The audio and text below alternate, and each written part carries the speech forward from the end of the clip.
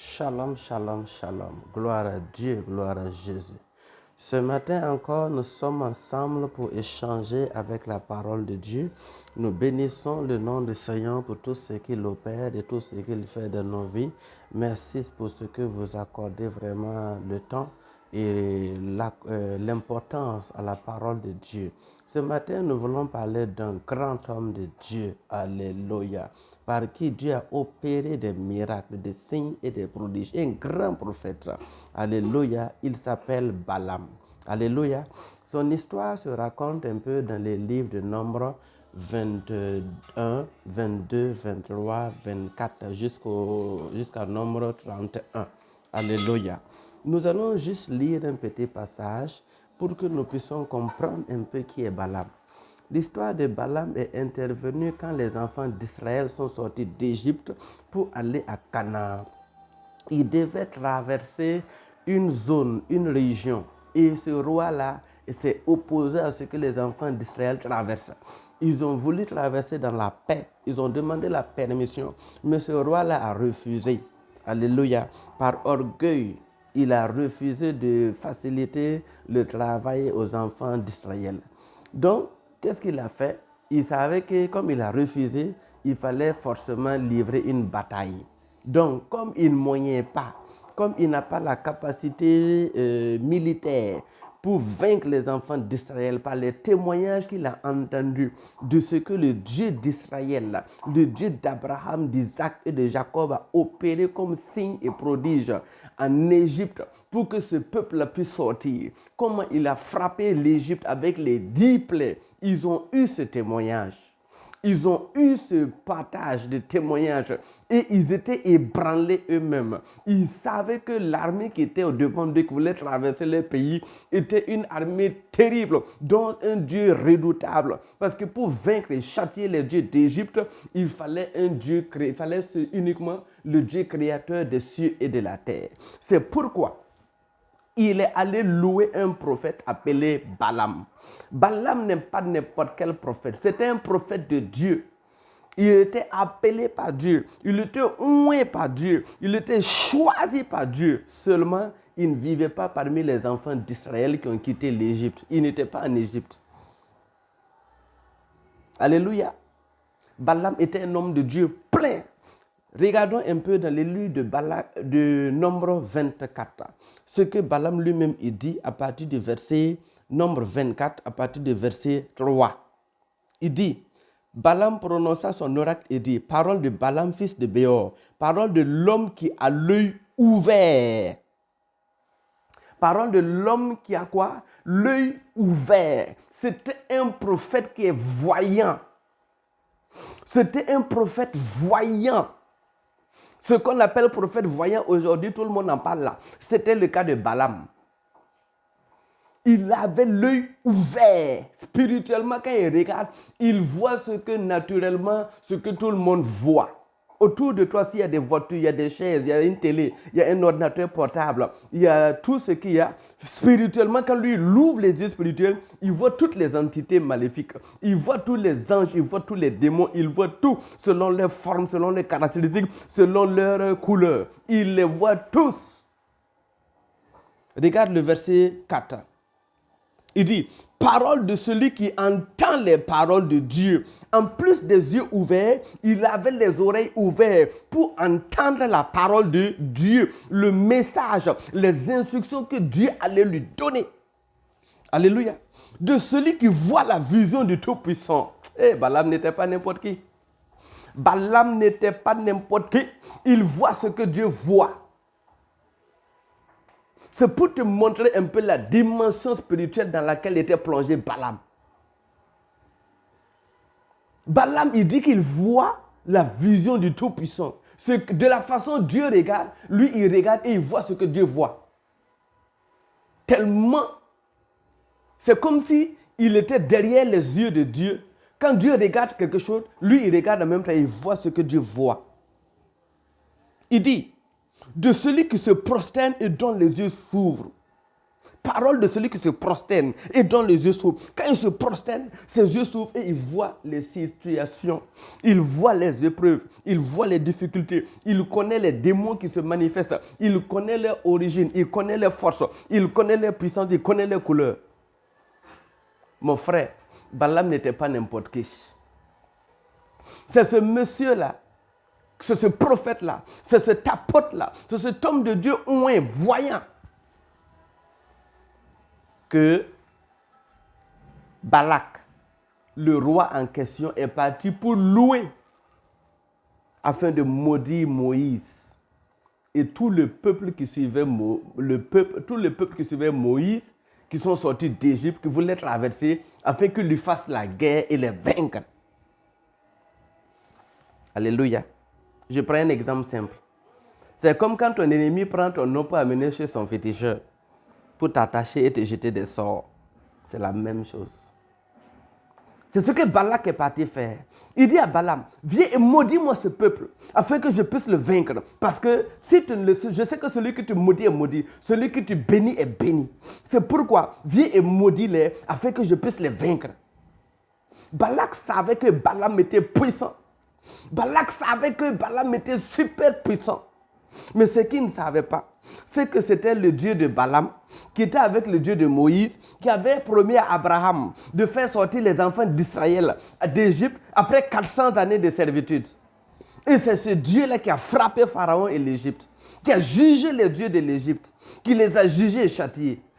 C'est pourquoi, alléluia, lorsque cela est arrivé, les enfants de Dieu étaient là. Ils ne savaient même pas que Balaam est parti louer quelqu'un. Ils ne savaient même pas que Balak est parti préparer des démons pour les envoyer, pour les combattre. De la même manière que tu ne sais même pas que ton ennemi a pris ton nom, amené chez un marabout. De la même manière que tu ne sais même pas que ton ennemi a pris ton nom pour amener chez un féticheur. C'est de la même manière que les enfants d'Israël étaient avec Moïse en train de vouloir traverser et il y avait des difficultés. Alléluia.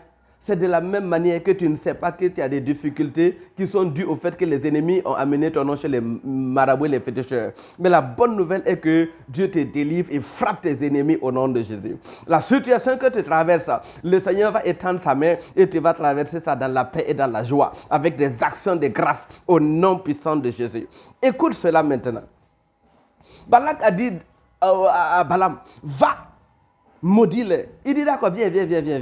Je vais te donner l'argent, je vais te donner l'or. Il dit d'accord, viens, allons. Bâtis-moi des hôtels. Il a bâti les hôtels. Il veut prophétiser. Il veut maudire. Dieu dit non.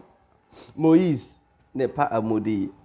Le peuple d'Israël que je me suis choisi n'est pas à maudire. Finalement, Balaam dit mais, what's happening? Par fini, il dit dans Nombre 23 que quoi? L'enchantement ne peut rien contre Jacob, ni la divination contre Israël. Autant marqué, cela dit à Jacob et à Israël quelle est l'œuvre de Dieu. Balaam s'est rendu compte qu'Israël est immaudissable comme toi et moi. C'est pourquoi quiconque nous maudit, c'est maudit lui-même. Nous sommes immaudissables à cause du sang de Jésus, à cause de la puissance de la croix de Jésus. Nous sommes immaudissables, intouchables. Alléluia. Regardons la suite. Nous ne serons pas longs.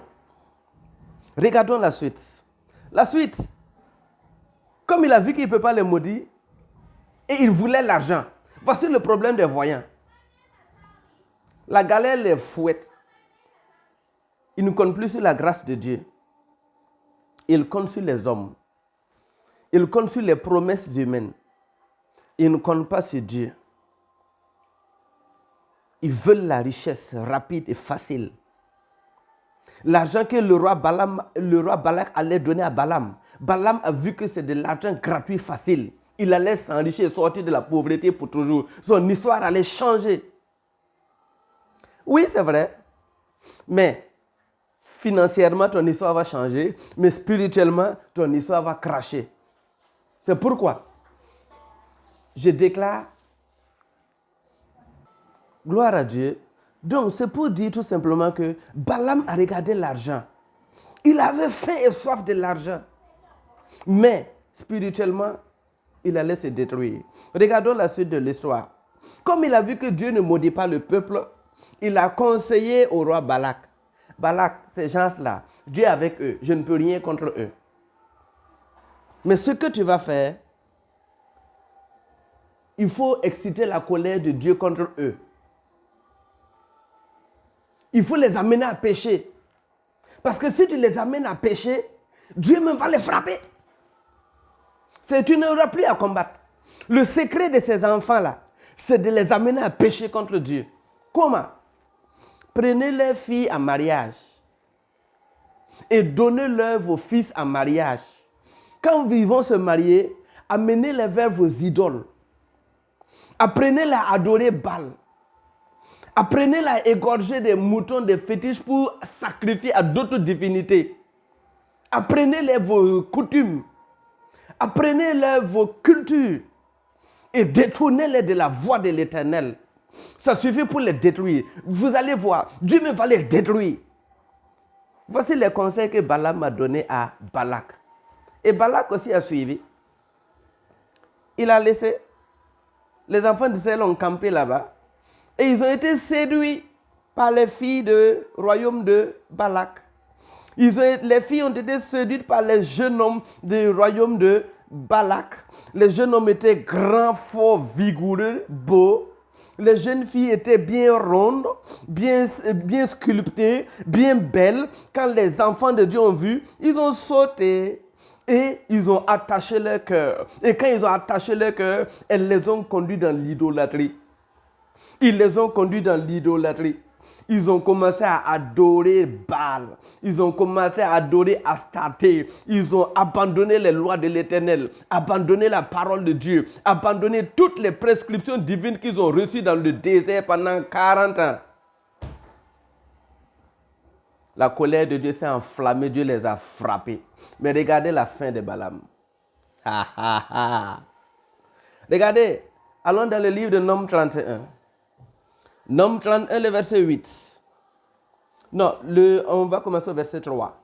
Moïse parla au peuple et dit, équipez d'entre vous des hommes pour l'armée, et qu'ils marchent contre Madian, afin d'exécuter la vengeance de l'Éternel sur Madian. Parce que quand Balak a fait ça, il y avait une vengeance que l'Éternel a préparée contre Balak et Balaam. Dieu a préparé et créé une vengeance qu'il devait exécuter sur Madian, sur Balak, sur le peuple de Balak et sur Balaam. De la même manière que l'ennemi planifie contre toi, Dieu est en train d'écrire des décrets contre eux qu'il va accomplir en son temps. C'est pourquoi ne te soucie pas de tes ennemis. Le décret est scellé dans le sang de Jésus. Le jugement va tomber. La vengeance de l'Éternel sera exécutée contre eux et Dieu les frappera. Sans la main d'aucun homme, ils vont tomber.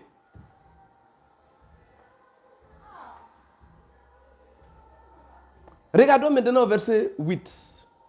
Il tuait le roi de Madian. Il tuait les enfants de Dieu. Moïse et son peuple, l'armée de Moïse, a tué les rois de Madian avec tous les autres. Évi, Rekem, Tsu, U, Rebé, 5 rois de Madian. Il tuait aussi par l'épée Balaam, fils de Béor, celui qui avait été loué pour maudire Moïse et son peuple, a été égorgé comme un poulet. Alléluia. Le prophète voyant a été égorgé. Le prophète voyant a été tué. Dieu a posé une sentence. Parce que cet homme a fait pécher mon peuple. Parce que cet homme m'a donné des conseils pour faire pécher mon peuple. Pour amener mon peuple à me désobéir. Je vais le frapper. Il y a un décret qui a été écrit. Et Dieu a exécuté la vengeance. C'est pourquoi tous ceux qui donnent des conseils pour me faire tomber subiront le feu de la vengeance divine au nom de Jésus.